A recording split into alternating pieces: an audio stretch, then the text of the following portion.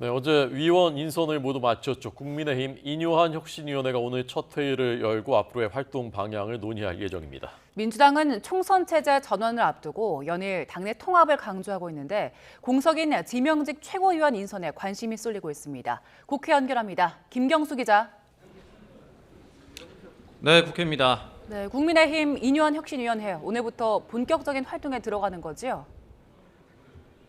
네, 인요한 위원장이 이끄는 혁신위는 오늘 오후 국민의힘 중앙당사에서 첫 회의를 엽니다.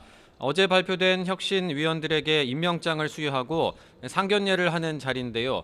앞으로 60일 동안 어떻게 활동할지 구체적인 방향도 논의될 것으로 보입니다. 인 위원장이 첫 회의에서 어떤 쇄신 메시지를 낼지도 관심이 쏠리고 있는데 혁신위를 바라보는 당내 시선은 엇갈리고 있습니다.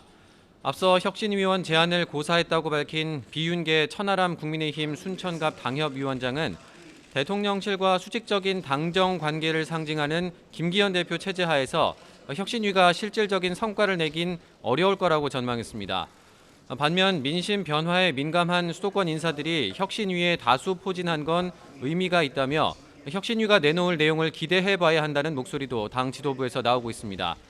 한편 민주당은 오늘 이재명 대표가 발표할 것으로 전망되는 지명직 최고위원과 정책위의장 인선에 관심이 쏠리고 있습니다. 현재 당 지도부에는 없는 충청과 호남 출신 인사를 한 명씩 기용해 지역 안배를 할 거란 전망이 나오고 있습니다.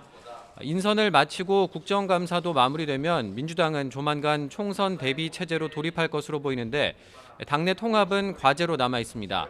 어제 이재명 대표를 만난 전현직 원내대표들도 당 단합을 위해 노력해달라는 주문을 했는데 일부 강성 지지층의 비명계를 향한 공격에 실질적인 조치가 필요하다는 목소리도 있었던 것으로 전해졌습니다. 내년 총선 승리를 위해 당내 통합을 강조하고 있는 이재명 대표가 이 문제를 추가로 거론할지도 관심이 쏠립니다. 네. 국정감사는 사실상 오늘이 끝이라면서요? 네, 지난 10일부터 시작된 국회 국정감사는 겸임 상임위를 제외하고 오늘 막을 내립니다. 오늘은 국방위, 정무위, 기재위 등 8개 상임위에서 종합감사가 진행되는데요. 국방위에선 해병 순직 사건 수사 외압 의혹과 홍범도 장군 흉상 이전 문제 등을 두고 여야의 공방이 예상됩니다.